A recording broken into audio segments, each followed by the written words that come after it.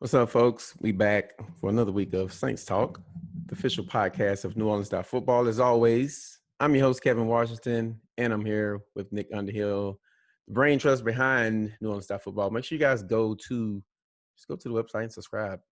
NewOrleans.Football/subscribe. As always, link is in the show notes. And you can go there, get all the best articles, best Saints content on the web. You guys can go see what was written on the website this week. Some speculation from Nick, or some analyzing from Nick about what Camaro's contract could potentially be, how Emmanuel Sanders will fit into the offense, Demario Davis, and there's a basketball angle there. I'll let you guys figure that out, and the popular rundown article. So make sure you guys go there, subscribe, NewOrleans.Football, pick a tier that works for you, and get on this train. Also, 5-star ratings on iTunes helps a lot. Not 4.5, not 3, not even 4.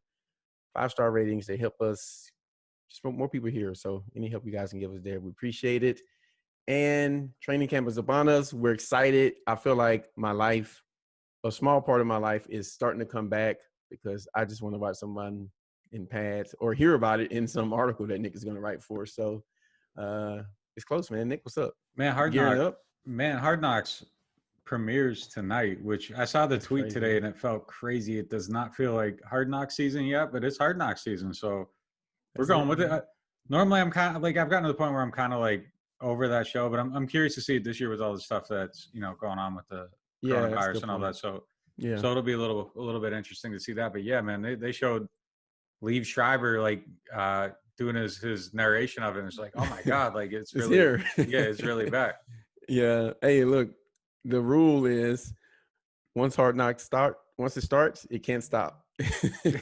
So football is here. And I don't think they're stopping, man. I don't think they're going to stop. I mean, I know what's going on with college. I don't think that there's a parallel there at all. I mean, I don't either. Yeah. I mean, it's hard to make people buy in when you're compensating them $0. Like it's kind of, there's a little bit of I don't want to say it's immoral, but it's kind of messed up. It's hard to do that. I mean, look, I know like people want to play, like Joe Burrow went from 6th round to first pick, stuff like that happens, and that's terrible. People are going to lose out. I feel for everything that surrounds college football too. Like there's bars out there that are going to, probably close down because they're not going to have that patronage. And there's a lot of spiraling out, but like as it pertains to the NFL, I don't see, the Big Ten's canceling, so it's kind of like, no, the NFL's rolling. Like they already made their decision. Yeah, and we're talking a lot of money here. Let's just be real, right? And so, I mean, colleges too, but it's hey, here's at least $500,000 to take this risk, or here's $20 million to take this risk versus like here's $100 bill from a booster. Like right, yeah, it's a different ball game. It's a different ball game, yeah. And there's a lot of things going on in the back, and we won't speculate about that. But I do think the NFL, you have to look at it totally different. And when you have both sides trying to get it done, I think it's, maybe it's a little bit different ball game. So, but yeah, I do feel for like, all those college people, because like you said, there's places here in Austin where, when football starts, like that's when they make their money, right? So you do, you just kind of feel for the people whose economy depends on sports. It's not just a sports thing by itself. It's, a lot of people will kind of make their living off said sports team in a certain area. So, man. Like my dad cleaned at a college for decades. Like he very easily could have been a guy cleaning a locker room, and then like it's just over, and now he's out of work. So there's people like that. It's bad, man. And like even my business, like people are going to get hit off that. It's bad. Mm-hmm. It's a dark time. So yeah, you hate to see it. I wish things would have worked out, differently. But here we are. Yeah, no, I'm with you, man. Shout out to our local business, man. If you guys can eat out locally, you don't have to go in. Just pick it up safely. That's kind of, it helps everybody, man. So anyway, we're here to talk some football. And man, you guys start to go watch practices next Monday, the 17th? The 17th. Man.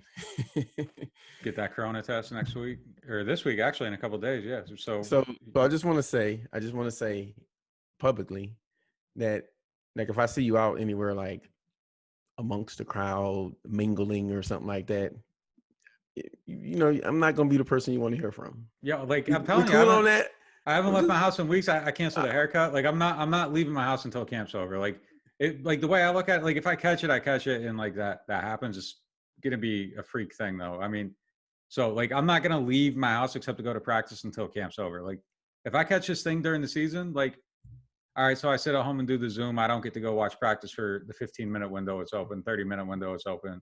Right. Like that would suck, but it's not like a huge loss. All right. I mean, right now is like the time, like, or you have to watch a game from home and then you do, all the interviews are going to be on Zoom. Like that would suck too, but like it's you can manage that. Yeah, I miss a camp practice. Like I'm not going to be happy. Like, look, anybody can catch this thing, but like it's going to have to find me in my house.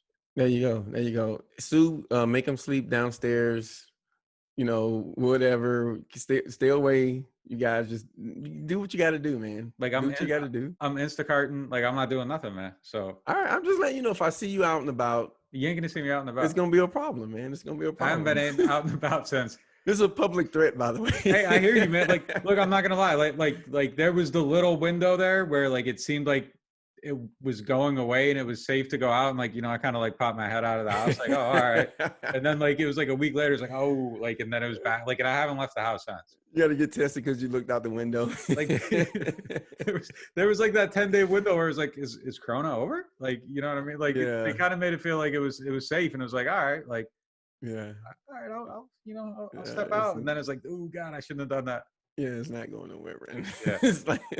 It's like little Tommy Lee virus just keep popping up. And like my whole thing is the whole time is just like I gotta do I want a football season. So I mean, yeah, and look, I think everybody has to. We just got to sacrifice, man. You got to make the ultimate sacrifice. Sleep in a bubble. You got to get these practice reports flying. Like, don't hang out with no colleagues. Don't say hi to no friends, no family, no loved ones. Just use Shireen and. No, I ain't talking to nobody. I'll wave from a distance. That's how you do it, man.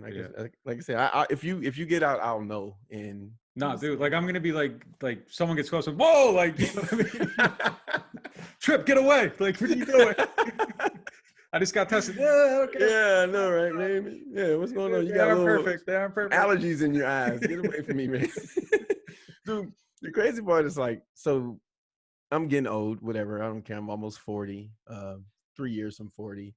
And like, just on the other side. Chill out, bro. Chill out. See, I was gonna say I was trying to be nice because your haircut and stuff. I was going, but see, we trying to keep this civil, man. Come on, you got a little extra comb, a little extra juice up there. I just took a shower right before, man. They can see it on the YouTube. That's a lot of information. Yeah. I had to get ready for the YouTube, man. Yeah, we're YouTube stars now, man. Yeah, that's right. We pushing a couple of hundred views. Yeah, so you need a little more pump up there. You know what I'm saying? Hey, look, man, I cannot relate. You haven't been able to for a long time either. So about football. This fight is not going like I expected it to go. All right, man. Football. What's the number one thing you're looking forward to? This is a training camp pod. This is free form. We're just gonna have a little conversation here.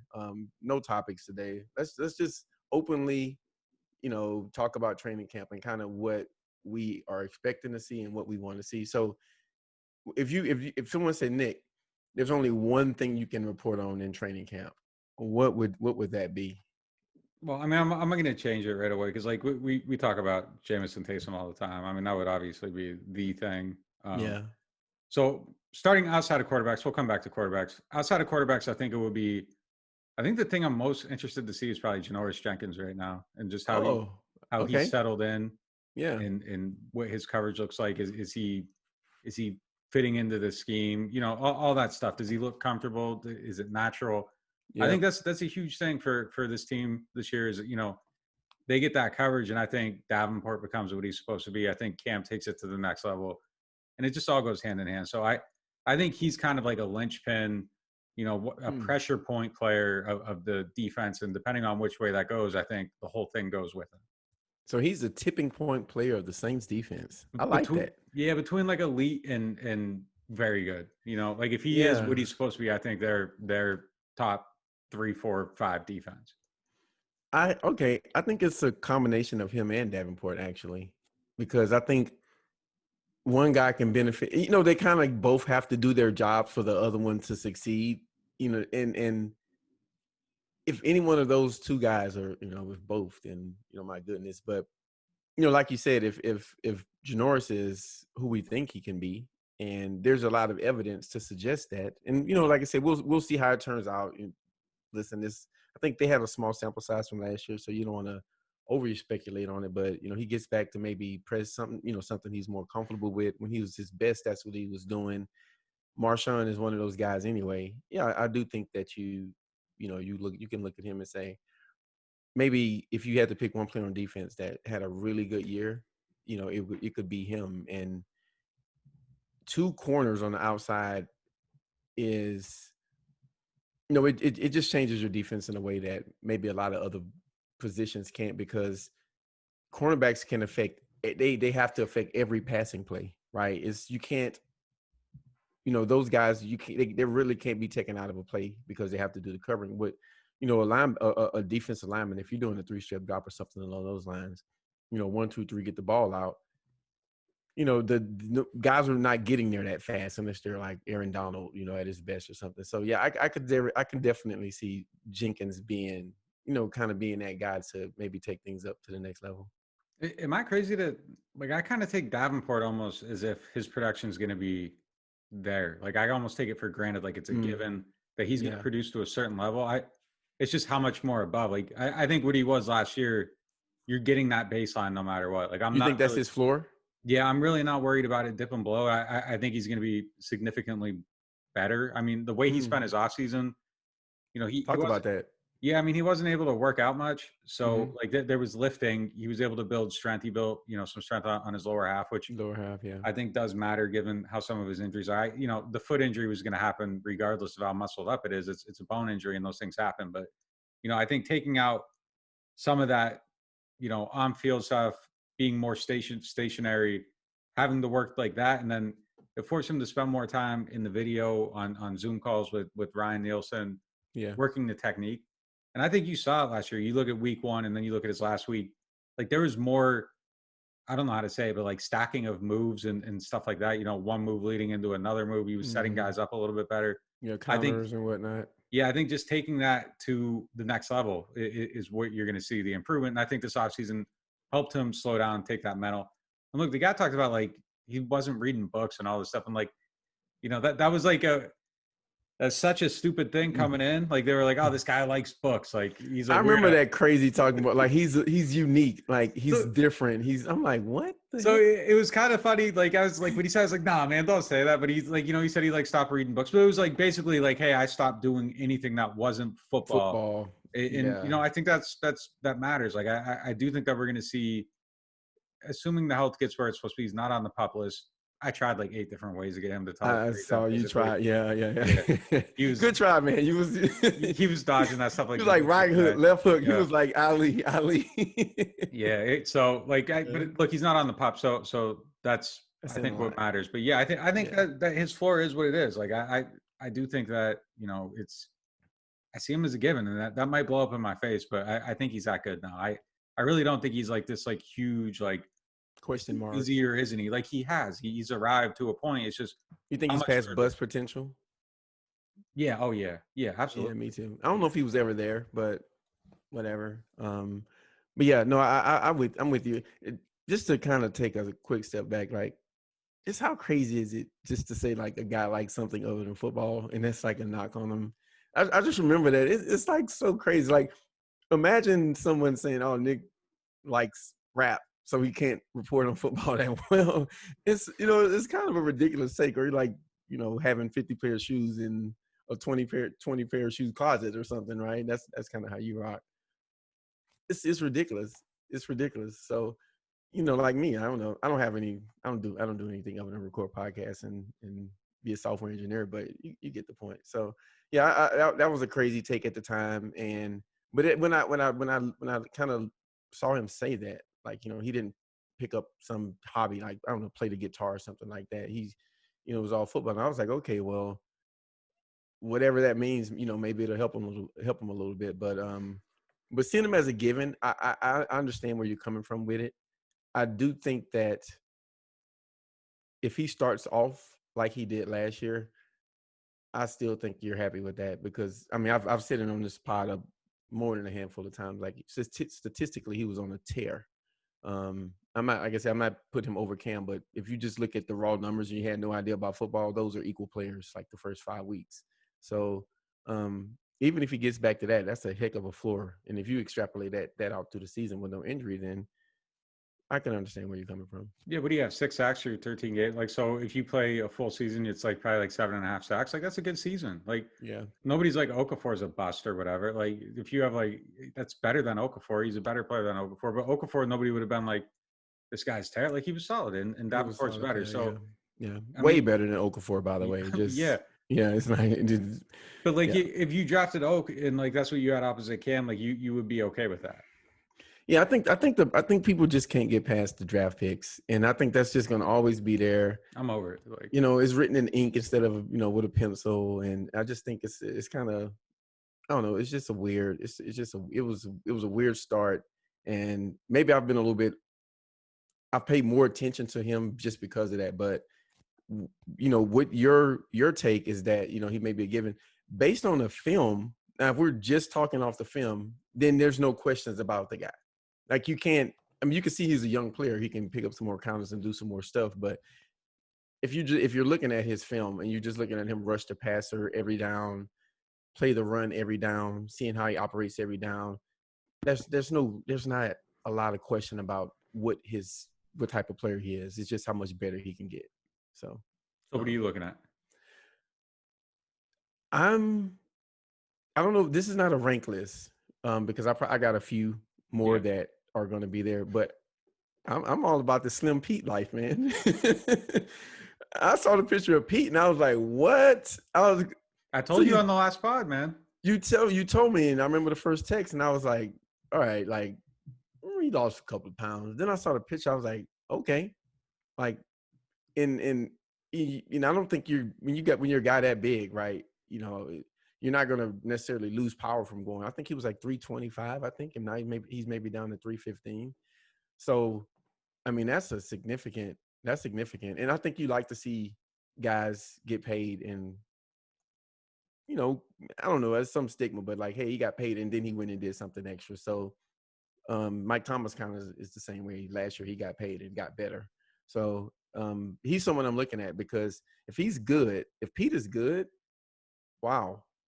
Like, you got something. If McCoy has to start at center and you put the rookie Ruiz at right guard, 5 of the 6 of your offensive line spots are top notch, right? And so I think just his play could be him being good and healthy and in shape it's a good start. It's a good development early in the football season, for lack of a better term. So yeah, like I haven't seen Pete myself, so I can't independently vouch for this. Yeah, okay. Yeah, but right. Look, there was one person told me, I mentioned on the podcast, the picture came out. I'm like, hey, is this like real or is this like an optical illusion? Because look, he does kind of have like a thin neck. Like if you look at old pictures, like he does kind of have a thin neck. And they're like, no, he's visibly slimmer. So like his everybody's face saying, looks slimmer though. It's like his face though, man. It does, man. But like I was just making sure, like is this real? Like everybody's like, look, he's visibly slimmer. Like so, like yeah. All right, we're gonna see. We'll see once we get out there and see how much visibly slimmer he is, like in real life. But right, it matters. Yeah, I mean, look, his conditioning's been the issue since day one. The conditioning test has been an issue for him. He couldn't run in the first game, like all this stuff. So if he's in there, he put in the work, he's ready to go. It's gonna make it. Like he must not have wanted to have the Warford season where like people are on him about. He's like, oh man, Larry's gone. Like I can't be the target. Right, I'm next. oh man, Eric's so fast. Like I can't have this happen. So that might have been it. I don't know. Whatever it is, though, like look, it'll be a huge benefit for the Saints if he's getting down the field. Because look, even when Big Pete was getting down the field on those screens, so he was killing people down the field. Yeah. His ceiling is high, man. He has a really high ceiling. He does. The fact that he got paid like he did just based off flashing it, I think that says a lot. And yeah, I just think he's that guy that offensively, he's a sneaky guy who can really, turn offense up a notch because, him in the run game, he can be I've seen him be really mean in the run game. So yeah, Pete's someone I'm looking at. I guess for my next one, there's a few directions I could go here. I think I know where you might go. Disappoint me. Where do you think I'm going? That's not fun if I tell you before you go and you're not going to go there. I'll tell you if you went there or not. Go. So, I mean, the one thing I'm probably, man, this is such a. All right, I'm going to go a different direction. I mean, but before we get there, because there's a few obvious ones, but I am extremely curious to see what Malcolm Jenkins looks like. Oh, good. That's my boy, my dog. So, thought you was going to Emmanuel Sanders. I was like, I know he's about to go Emmanuel Sanders. now I'm trying to save some of the obvious ones for later. I mean, he's definitely a talking point. But yeah, I mean, right. I have been curious to see, and then I want to see if how he looks just basically in coverage, if he's aged at all. Some of the talk out of Philly was that he took a step back. I think it was probably more that he was in a bad secondary, and I don't think that he was able to read and react as much as he could. That's such a good point that you could spend a whole podcast talking about like a guy in that position with bad players around him. If you're afraid to jump a lane and somebody's gonna have your back, you just can't jump that lane. You got to play it safe all the time. So yeah, I mean, I think Carl was a good example of that. Like when he had, like Pete Bro and some of those Kenton Lewis, and like he's just a different player. But yeah, go ahead, I cut you off. But yeah, that was that's a significant like factor in safety play a lot of times. Yeah, I mean, look, Kenny's game like basically is that he's a risk taker, and sometimes they pay off and sometimes they don't. And if somebody has your back, you can take those risks, and you don't end up looking, crazy when something happens. Yeah, right. So, yeah, I mean, I want to see all that stuff. I guess I'm curious to see, who's one, who's two. I guess we're calling him CD Deuce now, so that's Yeah. I guess it takes out the CJGJ, CGJ, like everybody had a different name for him. So we're CGJG, whatever. He must be called CD Deuce. We'll call him CD Deuce. Where did that come from? Like he just like that name. Hey man, I like it, man. I'm rocking out with it. Let's go. So it's a CD Deuce podcast now, but yeah. I'm curious to see who's 1 and 2 in the base defense between those guys too. I mean, I got to assume that you want it to be CD Deuce, but you spent a good amount of money on Malcolm too, so you're high on Malcolm too. So I don't think it's just a given, and there might quietly be a little bit of a battle there for the base defense, which they aren't in a whole lot, but it is something that like when they come out in it, I'm going to be looking back at safety to see who's there. Yeah, I think it could be situational too, based on what team is in base and. Yeah, but I actually don't know. I mean, conventional wisdom says you got this young guy who's a missile, who's ridiculously athletic, who got better as the season went on, and I don't like this term, but I think some guys it fits. I think he's a natural playmaker. Like he's around positive defensive things that happen, between the hash marks or on the whole field, so that's kind of how I see him. But, Jenkins is someone they brought in, one for his leadership, two, his obviously his play on the field because you paid him a significant amount of money. So, did you pay this guy, I think it was $8 million a year. It wasn't insignificant to sit on the bench, right? So, yeah, I mean, how does that look? But then, like you said, base is such a, the game is not, the 70% of the time the teams are not in base, but I think it is important. So, the other thing there too is, CD Deuce kind of seems like a guy that's emotional to not in a negative way. Like I just think he's a guy that feeds off of things. Like Mike Thomas is kind of like an emotional type of player. So take me out of the top 5 and let me show you. Right. So like I don't know if he would take it as a slight if he's not in there. Like probably not. I mean, he wasn't in there last year, but if he's in there and he's the guy and he gets rolling and he can build off that and he gets the confidence and he feels like everybody's with him. I wonder if you get better play out of him, out of that small handful of snaps, and you go into your nickel and he feels solidified and more confident. I don't know. Like for a young player, any young player, I think that could be a factor, and it's something you got to monitor. But it is interesting. Like I think we all assume that CD's like he's played really well. He's at this point. Malcolm got a bag, man. Like, and that says something. He did. I mean, he's still a good player. Yeah. I mean, you got an article on the site you wrote, I think maybe shortly after they signed him about how he jumped one of these routes. And it was like as cerebral as a play that you'll see a guy make against, a certain coverage. And Saints don't have any guys that can read the field post snap like that. So, It's that closer stuff than is yeah. It's important. close. It's closer than we would just assume. Like it's assumed that it's like this one guy. It's it's one guy and then Malcolm second. But like I don't know, Hmm. man. Like I think there's going to be like a little quiet battle going on between them. I'm here for it. I'm here for it. Yeah. Yeah, I mean, it's in the Saints' best interest, I think, for CD Deuce to be the guy. Especially if you want the positionless football. Like if you can show them in different spots, then all of Right. a sudden you're disguising even better. It's not a bluff. Like he's out there doing the stuff and you just don't know what's going to happen. Yeah, yeah, it's tricky because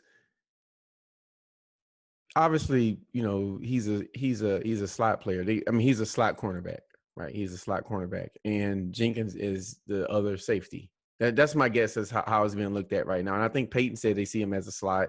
We obviously know who the other two cornerbacks are. So conventional wisdom says, Jenkins is the starter, right? Because he's a strong safety. But I don't know if it's that simple. Because I think CD Deuce. I gotta quit saying Chauncey Garner Johnson in my head. Yeah, he has a strong safety skill set also. So, yeah, it's a good battle. I'm looking forward to it, and may the best man win. I think like I said, I think it's in the best interest if the young guy wins, though. But we'll see. Um, Another guy that I'm looking forward to, and he spoke this week to the media, and I don't know if I have like some secret football crush on him, or I just want him to be good, but I want to see what Anzalone got this year. I think a healthy Anzalone gives you a really good pair of linebackers. And with DeMario being as good as he is, you don't need another all-pro. You just need a guy who's athletic, knows what to do, smart, can make some plays. And, he flashed some of that ability at times. And so I think if he's healthy this year, with everything else surrounding him on defense, and I think when I was thinking about, maybe who some of the guys that I want to see how they play, when you have so much talent around you on the D line, the back end, the guys in the second level, it kind of opens up their role a little bit to do some things. So I kind of want to see what he can do and what he can be with, now that he's healthy and, he's had some football years under his belt. Yeah, I guess just for me, it's kind of like the whole group of linebackers at this point. I'm eager to see Nigel Bradham too, and That's an interesting signing, man. you see where everybody stacks up. It's kind of like it seems like they're just kind of shooting buckshot and seeing what hits at this point. So they just got a lot of guys out there, and that's kind of the approach you got to take, just because you got these injuries and there's so much uncertainty with everybody. And I honestly don't know who would have the most upside out of all those guys. It might be Anzalone. Bradham might be better than all of them right now. I don't know. Like Bradham's probably a couple of years removed from his best football, but he wasn't bad last year. Like I still think he's pretty good. He covers decently. There's some stuff again, do the players around them play a part in some of the zone I stuff and think all that's that too. I think that's a factor. Yeah. So you bring them in, see if it works. I mean, I think there's a scenario where I could see either one of those guys being the second best linebacker, and it's just going to be interesting to see him go back and forth throughout.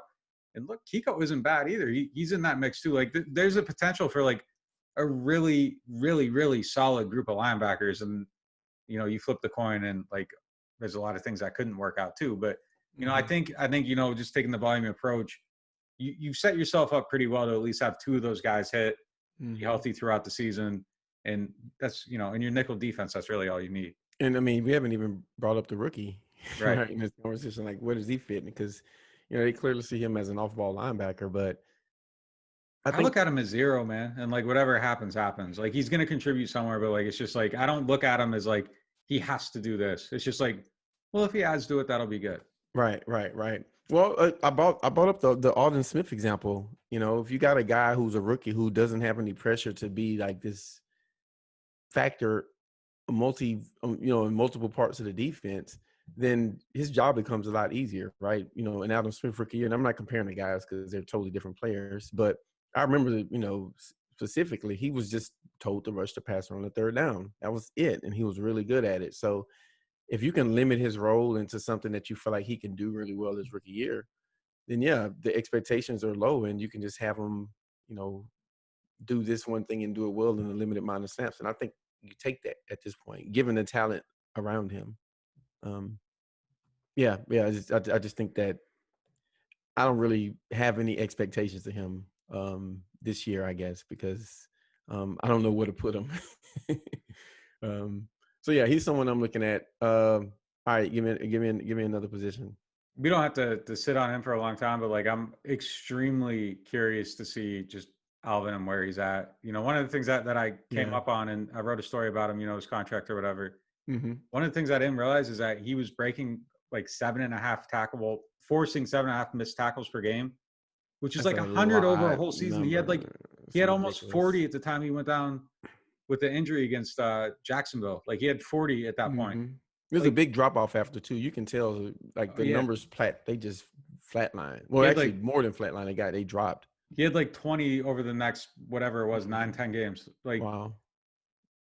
do you realize how ridiculous like you're playing when that happens? Look, 7 tackles a game. look, I'm not gonna like argue that like Christian McCaffrey is, you know, he's obviously a better player at this point. Like being healthy, producing, all this stuff matters. I think there's a very legitimate case that Alvin is the most talented running back in the NFL. It hasn't manifested over 16 games, but I think you can make you could, you know, produce a lot of evidence to make the case that he has the most talent. He hit 16, man. Like it's gonna be breathtaking. Like I Yeah, really think healthy 16. yeah. So the beginning of last year, I think it was the beginning of last year. My take was this was my take for a while, that Alvin Kamara was the best running back in the NFL. I thought that he was, and the only thing that has given me pause on that is availability. That's the only thing. If you go and look, and you know, like you were saying, if you go and look at his first games from last year up until the point where he got hurt, I mean, he was ridiculous. I mean, he was on the way. I mean, he might have a contract by now if he kept playing like that. You know, so you know, when you look at his rookie year, and then and this is kind of circling around to the Christian McCaffrey discussion, I think that you can make. I think health pending, that's not a easy.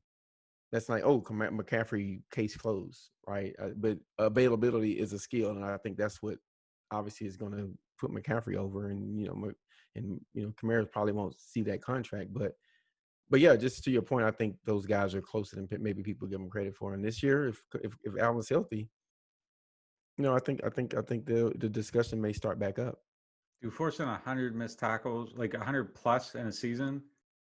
Yeah, Like I I don't think know he if may have anybody. had the most I think he had the most in the NFL at that point too, because I remember that stat He from.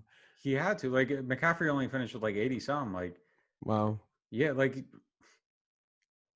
different, man. He's different. that's like that number in the math. Like it just doesn't like it's hard to even comprehend like somebody being like that Yeah. dominant and just that elusive and all that stuff. And man, if I just like it, I don't care like if he gives us like I don't care where it's at, who it's for. Like I just want him to give like people that watch football one season of Of 16 just games because I just want to know what it looks like. I want to see what he yeah. does like for a 16 game span and whatever happens after that, cool. Like you can battle it. Like I just want the one healthy season just for the curiosity of like what's possible. Cause I think it could be just Special. yeah, just out of this world. Like it Yeah, really I'm could. with you. And just the one more point about it, he runs. You know, McCaffrey's not the split out wide route runner that Kamara is. Kamara, I mean, and I'm not taking nothing from McCaffrey. If I was playing fantasy football, I'd probably pick a number one. So I'm not like trying to, rain in on his parade. He's all pro. He's amazing. Exactly what you want when you pick a running back that high.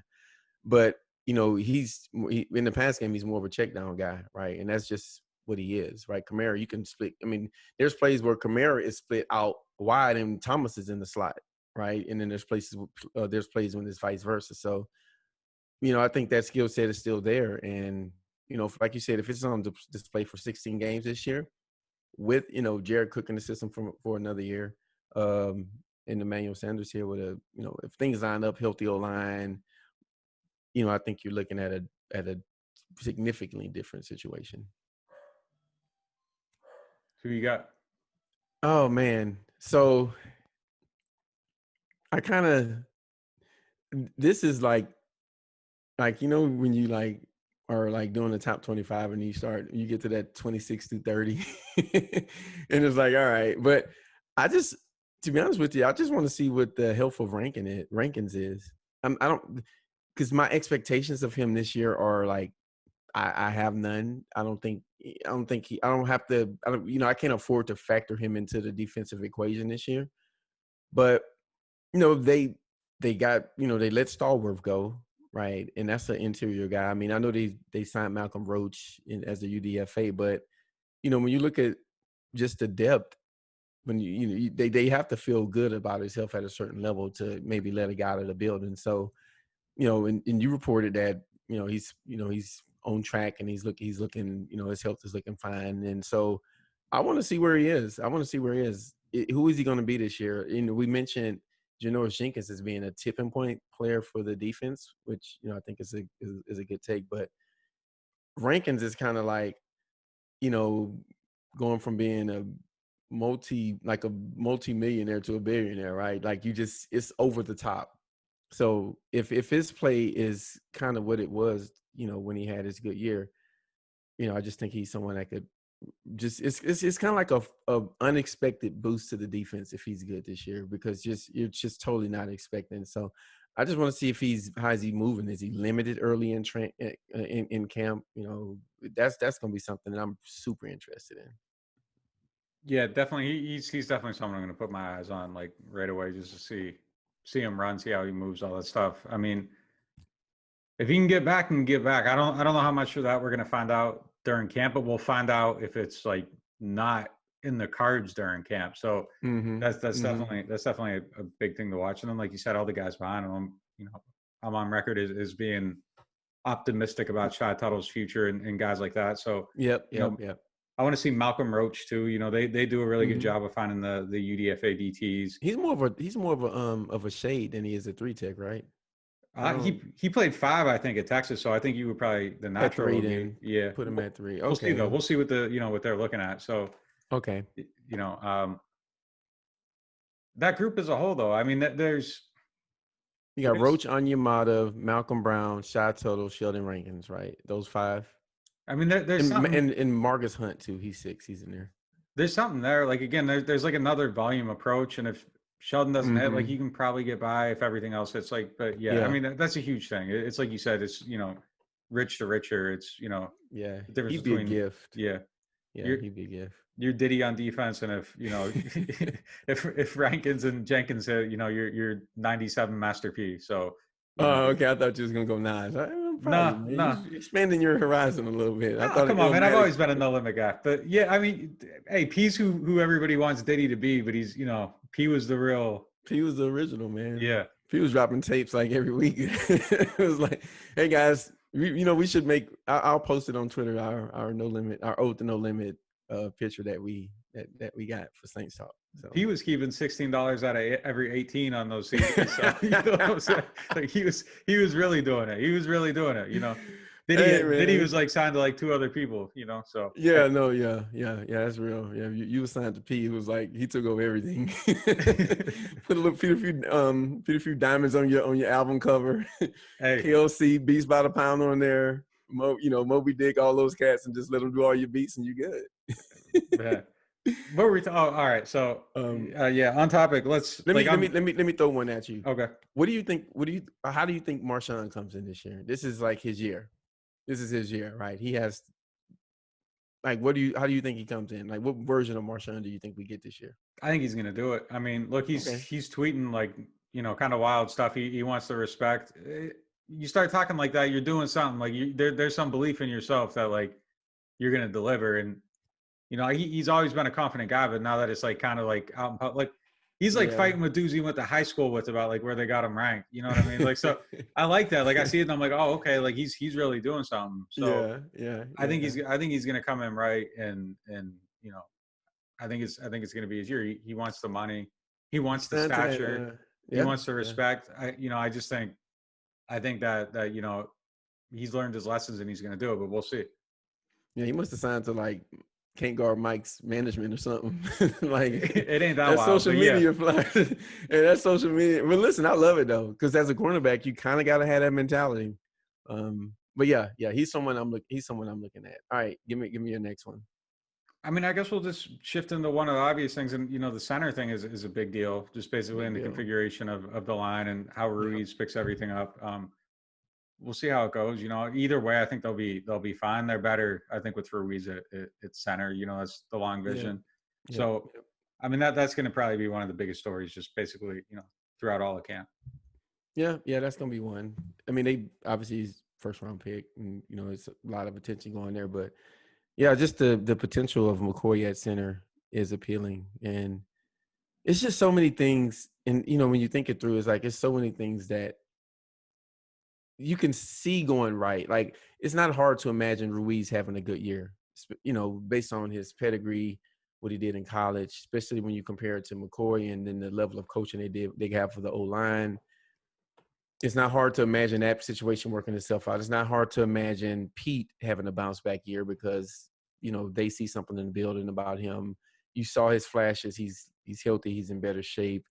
Same thing for Alvin, right? There's all these what ifs, but even if these what ifs don't happen, you're still probably 11-win team, right? But if guys are healthy, then it can be as many as 13 or 14. So it just feels like that, like across the team, like, hey, if this guy can do this, if Anzalone is healthy, if Rankin is healthy, if Camaro's healthy.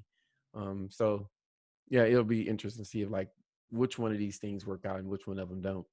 You have a wildly talented team when Yeah. the discussion entering camp, like it's basically like all the rookies, like, yeah, Ruiz matters, but like the stories aren't on like, oh, how are these rookies going to do? How are they going to fit in? Right. Like it is a big story, but it like kind of feels like, it's just like within the fabric. It's not like this huge thing. Like when they got Davenport, it was like he has to do this and he has to do that for them Yep. to do this. Yep. Yep. And with Marshawn, it was like that. Like every time, like this year, it's kind of like, hopefully things work out. Yeah, I mean, yeah. As long as Ruiz is average, yeah. Yeah.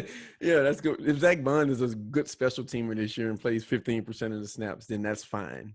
See if James Hurst can come in and play some snaps. Yeah, Like yeah. it's just kind of He's like got back up there. He's got right. back up there. Yeah, It's no, just that's a good point. I'm not sure I've ever covered a team where like the draft picks just kind of felt like kind of like these things in the background where it's just like, whatever.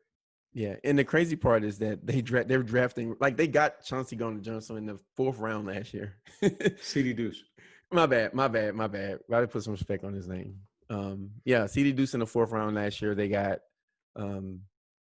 McCoy in the 2nd, right? And so they've shown that they can find these guys and turn them into really good players. So the notion that we're not even considering these guys like in the grand scheme of things, but the potential is there for them to have this huge effect on the team.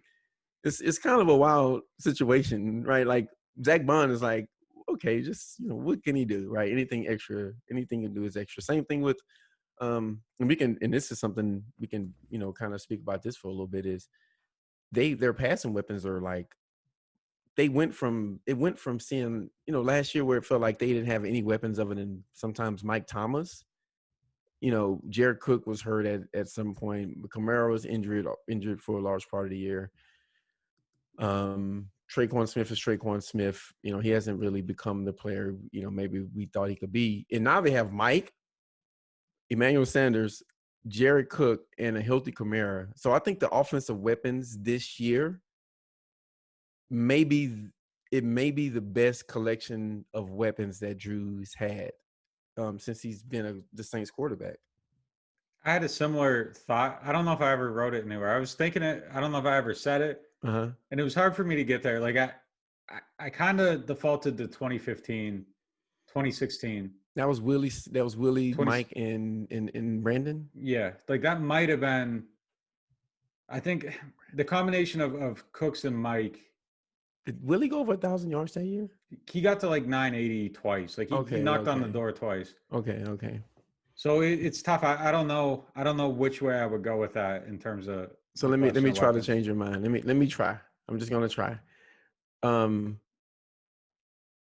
got 3 wide receivers. Mm-hmm. That's great, right?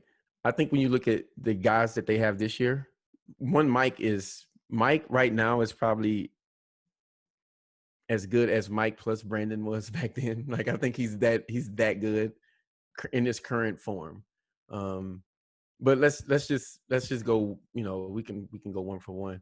I think when you look at Mike and Emmanuel Sanders and Jared Cook, the thing that the reason why I think that I would pick those guys over Brandon Cooks, Willie Snead, and the 2015 version of Mike Thomas is, I'm not sure. I think it fits what Drew is right now a little bit better. I think we need to see about the deep ball, right? And I think a guy that can get guys that can get open relatively quickly, maybe suit him a little bit better. But you can look at it and say, okay, well, Mike Thomas, Cooks, and Snead versus Jared Cook, Mike Thomas, and Emmanuel Sanders. Kamara's in here. That's the tipping point player to me. It's like when I put Kamara in there, you have this fourth guy who is ridiculous. So you can say maybe Emmanuel Sanders is the fourth guy, or is Jared Cook the fourth guy. So there's an additional weapon there that takes it above. And the last thing I would say is it's spread out amongst different positions. So you can do a lot of different things when it comes to formations. Back then it was 3 wide receivers. So you're running, it's basically everything was based out of 3 wide receivers. When you have a tight end in there and a running back, I think your formations start to kind of change a little bit, and the defense have to do a little bit more work. So I'd go with this year, but I hope I change your mind. I think this year definitely has a potential. Just that season 2016, like you had the production out of everybody. You had 3 guys that were basically 1,000-yard receivers. I mean, that's a pretty high bar. Like I do think that like if Emmanuel hits the way he's supposed to hit, Cook stays where he's at, Alvin stays healthy, there's definitely like upside here. It's just the race was like when I was looking at it, I was like, oh man, this year is like far and away. And I was like, whoa, hold up. Like they had a really good group of weapons, probably the best group of wide receivers in the NFL that year. Okay, yeah, that's fair. If it wasn't, it was, definitely within the mix. I think the Steelers were good that year. I think that's when they had some guys, but yeah. Yeah, I mean, but it was an enviable situation that they're back there now. So, yeah, it could definitely work out. But if, Sanders doesn't pick up the playbook, Alvin gets hurt, like it's easy back to 2016. Like, yeah, you need a few of those things to go right. So just playing that forward, Sanders obviously biggest story in camp outside of the quarterbacks. I don't know. Like, I think he's going to probably get the most interest out of anybody going into camp. Him and CD Deuce is going to be fun, man, out of the slide. I'm ready for it. Yes, man.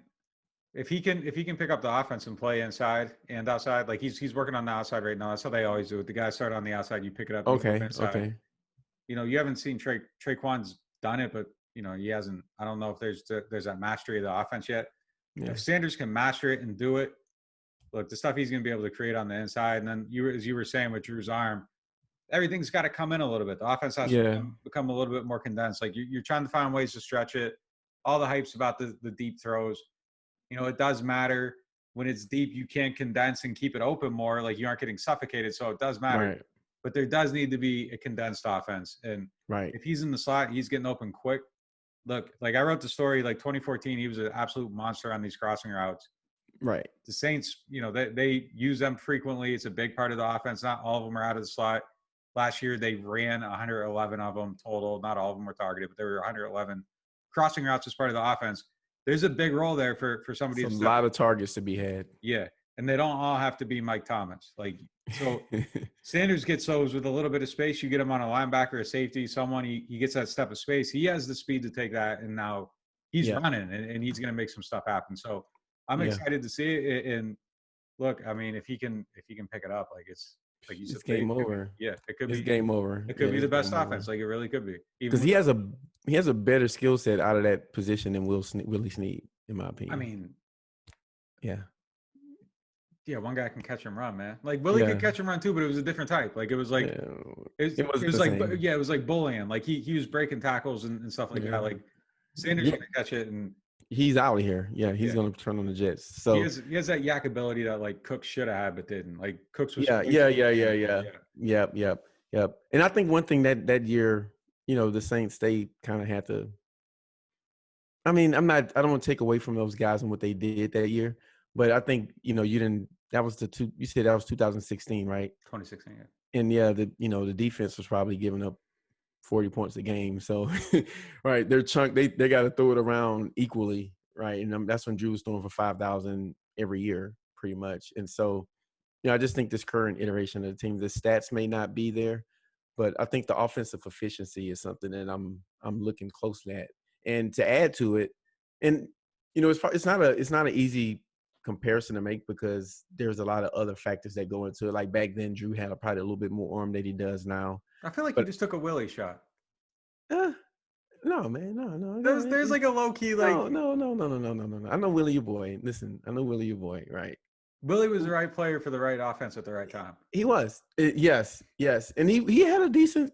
He had a decent season or two and a season and a half in Baltimore, but I do think the opportunity. I don't think he fits as well there as he did here. Yeah, I think he was in the right place. And listen, that's okay sometimes, right? I don't know if every player would have been as good as they were if they were in different situations. That doesn't take away from him. But I do think, no knock on Willie, but Manuel's done it with pretty bad quarterbacks. He's definitely a more talented player.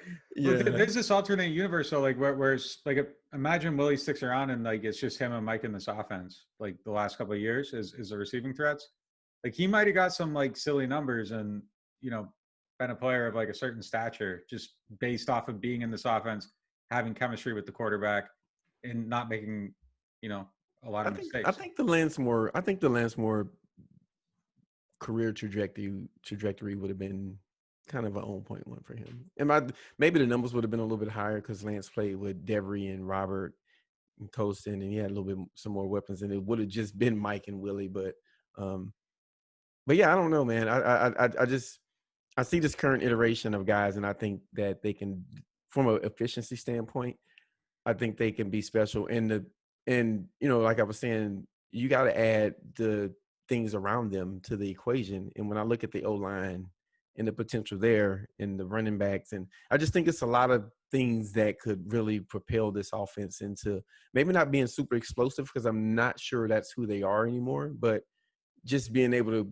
like move the ball down the field on teams like with a lot more ease than what they're used to just because of healthy Alvin. Another year with Cook in the offense and Emmanuel Sanders is a massive, which is crazy because they wasn't even looking to sign the guy, right? His agent called up, whoever, Sean or whoever, said, hey, man, I like black and gold. And they signed him. So it's just crazy how it turned out in the potential. And not to mention they got the rookie tight end who he's probably the rookie that I'm paying the most attention to. It probably should be the center, but something tells me he's going to figure it out because they just coach O-line so well. But yeah, I just think it's a lot of things to watch on this team, and none of them are super relevant to the team being really good. Yeah, it'd be nice if Troutman contributes. Yeah, and I don't think it's going to be a numerical contribution, like a statistical contribution. I just want to see if they trust him in 12 to block the defensive end on the 3-step droppers. That's the type of stuff I'll be looking at for him. Define like explosion. Yeah, I saw your face when I said explosive, and you kind of gave me that, like, we coming back to that point. I was trying to change the subject. It didn't work. Just define, I think so explosive, like the Chiefs explosive, like, oh yeah, you just get on the field and you're just like, because Breeze would just let it fly to Cook for 40 yards, and once Cook get behind you, whatever, you say what you want to say about him, but he was fast, right? I don't think they're going to be this, 5-play 80-yard team, but I do think they're going to be this like consistent. And when you're explosive, you get the ball more, you score more, right? I think this team will be more efficient and be able to control the speed and the tempo of how they run offense than maybe they were last year. But I don't see them as being like 40 yards here, 25 yards here, 30 yards here, touchdown, right? That's what I meant. I think there's different types of explosion, though. Like, I think you can get those plays even if you aren't looking for those plays, and I think this team will get those kind of plays. Like, the stuff we were talking about, like Emmanuel on a crossing route. Your offensive line's good. Pete's down the field. McCoy's actually playing guard, and they're leading the way on screen plays, and you're going to run into big screen plays like that. So it doesn't all have to be, the Tom House, turning Drew into 10 years younger or whatever it is. Like, maybe they do that, and there are some of those plays, and that does become a part of the offense. But even if it doesn't, I think that they're going to be more, quote unquote, explosive in the sense that they're going to just stumble into more big plays because they have better personnel than they did a year ago. So, yeah, I mean, I don't know. I mean, it's like they're going to be like 41-year-old explosive.